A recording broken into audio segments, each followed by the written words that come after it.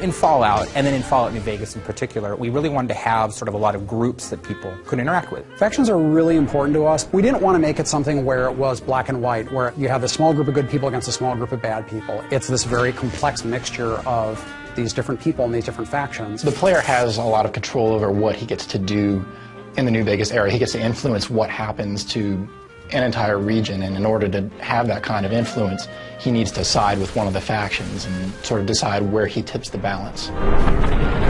It's all about war, and that's what Fallouts have been about, is war, and so how we're really showing that is war between these factions. We want the player to sort of have that hesitation, and they're like, where do I really stand with these organizations? Like, is it really the right thing to back X, Y, or Z?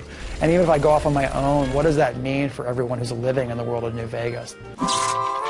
We have three primary factions, one of which is the New California Republic. Which is this big, sprawling government that's gotten too big for its own good. It's so big, it can't control its own territories, it can't police its own laws, it certainly can't protect its own citizens.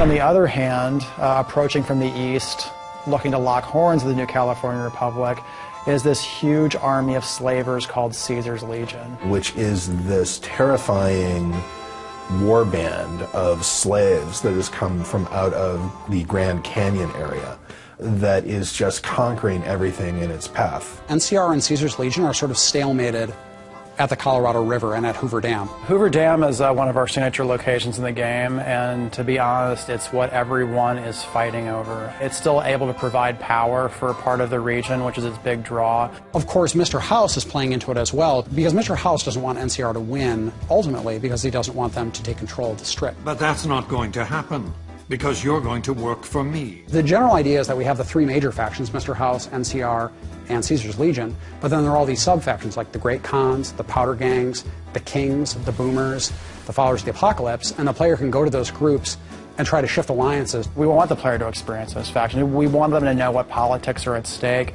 and what ideologies these organizations represent. So when they choose what factions they want to work with, it's based on something more than just a gut, they're good, they're evil reaction. So if you support Caesar, or if you support NCR, or if you help the Great Khans or the Kings, it's going to make a big difference.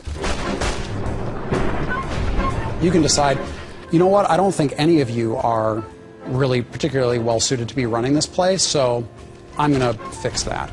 That's where you essentially are either the active champion of Vegas, or you basically just said, it's anarchy now.